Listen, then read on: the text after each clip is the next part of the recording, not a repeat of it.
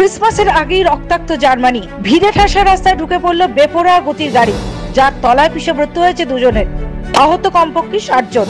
মৃতের সংখ্যা আরো বাড়ার আশঙ্কা। আর মাত্র 4 দিন পরেই বড়দিনের উৎসব শুরু। বিভিন্ন দেশের মতো ক্রিসমাসের আনন্দে মেতে উঠতে শেষ মুহূর্তে প্রস্তুতি নিচ্ছে জার্মানিও। কেনাকাটা করতে রাস্তায় ভিড় জমাচ্ছেন মানুষ। কিন্তু এর মধ্যেই ঘটল ভয়াবহ হামলা। এই ঘটনা গ্রেফতার সৌদি আরবের চিকিৎসক। এএফপি সূত্রে খবর, শুক্রবার স্থানীয় সময় সন্ধ্যে 7টা নাগাদ ঘটনাটি ঘটে জার্মানির রাজধানী বার্লিন থেকে 130 কিলোমিটার দূরে অবস্থিত ম্যাগডেবার্গ শহরে। সেখানকার ক্রিসমাস মার্কেটে তখন প্রচুর মানুষের ভিড়, সকলেই ব্যস্ত কেনাকাটায়। এমন সময় ওই বাজারে ঢুকে পড়ে একটি বেপরোয়া গতির কালো রঙের BMW।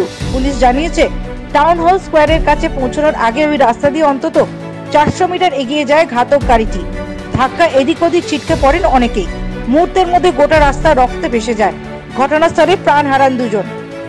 Bureau report, United India news.